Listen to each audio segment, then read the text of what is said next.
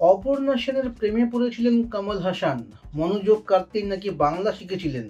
ঘটনা সত্যি?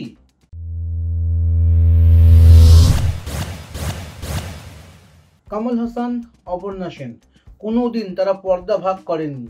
একে অন্যের পরিচালনায় অভিনয় করেছেন? না, সেটাও নয়। তাহলে কমল বাংলা শিখেছিলেন কেন?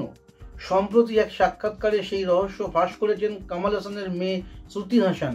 কমল কন্যার দাবি, তার বাবা নাকি জাতীয় স্তরের পরিচালক অভিনেত্রীর প্রেমে পড়েছিলেন, তার মনোযোগ কাটতেই নাকি বাংলা শিখেছিলেন। শ্রুতি যা বলেছেন তেমন কিছুই কি ঘটেছিল? অপর্ণা সেনকে প্রশ্ন করা হয়। তিনি জানিয়েছেন, কমল সম্ভবত রসিকতা করেছিলেন, তিনি এই ধরনের মানুষ নন। স্বাধীনতা দিবসের আগে মুক্তি পেয়েছে শ্রুতির নতুন ছবি কুলি।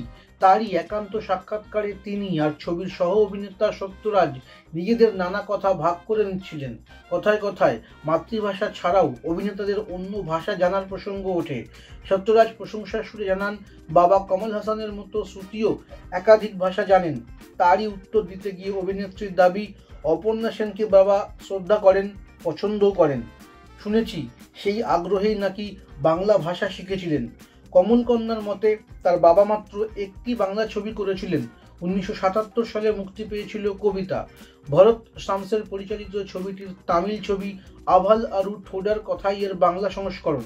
বেশিরভাগ মানুষ জানেন এই ছবির জন্যই কমল বাংলা শিখেছিলেন, কিন্তু এই কারণ আংশিক, এখানেই শেষ নয়। শ্রুতির আরও বক্তব্য, বাবা শুধু বাংলা শিখেই থেমে যাননি।